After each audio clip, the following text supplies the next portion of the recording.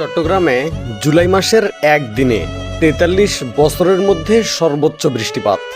চট্টগ্রাম অঞ্চলের ৫ জেলা নিম্নপ্লাবিত, ব্যাহত সড়ক ও রেল যোগাযোগ ব্যবস্থা, বিভিন্ন স্থানে সড়ক তলিয়ে যাওয়ায় এবং পাহাড় ধস ও গাছ উপড়ে পড়ায় সড়ক যোগাযোগ ব্যাহত হয়ে পড়েছে। ডুবে আছে রেল লাইন।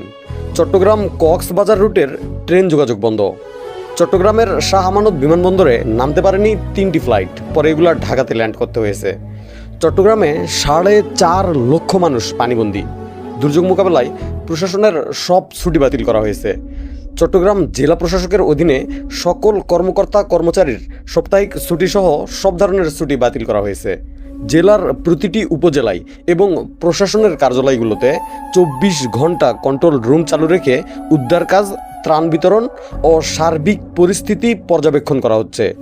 দুর্যোগ মোকাবেলার জন্য এই জেলায় ৬২৯টি আশ্রয় কেন্দ্র প্রস্তুত করেছে চট্টগ্রামের জেলা প্রশাসক।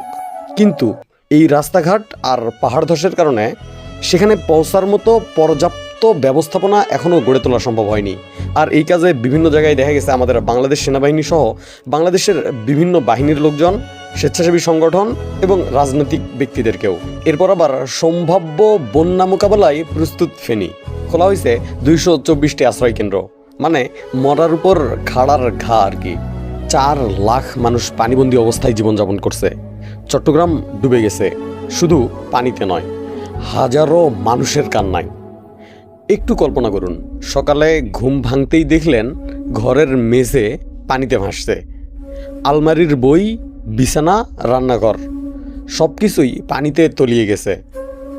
ছোট্ট শিশুটি মায়ের কোলে বসে শুধু একটি প্রশ্নই বারবার করছে, আচ্ছা মা, আমাদের বাড়িটা কি আবার আগের মতো হবে?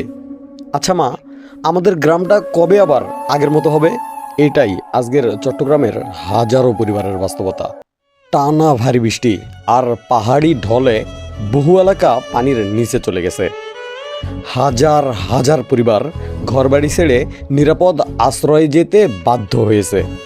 কোথাও বিদ্যুৎ নেই, কোথাও বিশুদ্ধ পানির সংকট, আবার কোথাও রান্না করার মতো শুকনো জায়গাটুকু নেই। অনেক সড়ক ও যোগাযোগ ব্যবস্থা ভেঙে পড়েছে। মানুষের স্বাভাবিক জীবন থমকে গেছে। এই দুর্যোগে সবচেয়ে বেশি কষ্ট পাচ্ছে শিশু, বৃদ্ধ ও অসুস্থ মানুষ, বিশেষ করে গর্ভবতী। কেউ ঔষধ পাচ্ছে না, কেউ খাবারের অপেক্ষায়, আবার কেউ শুধু একটা শুকনো জায়গায় আশ্রয়ে যাওয়ার অপেক্ষায় দিনের পর দিন পার করছে। এই বন্যা আমাদের মনে করিয়ে দেয় প্রকৃতির সামনে মানুষ ঠিক কতটা অসহায়, কিন্তু একই সঙ্গে এটাও শেখায় মানুষের পাশে মানুষ দাঁড়ালে আশা বেঁচে থাকে। চট্টগ্রামের মানুষের জন্য দোয়া করি, আর যার যতটুকু সামর্থ্য আছে ততটুকু সাহায্যের হাত বাড়িয়ে দেই।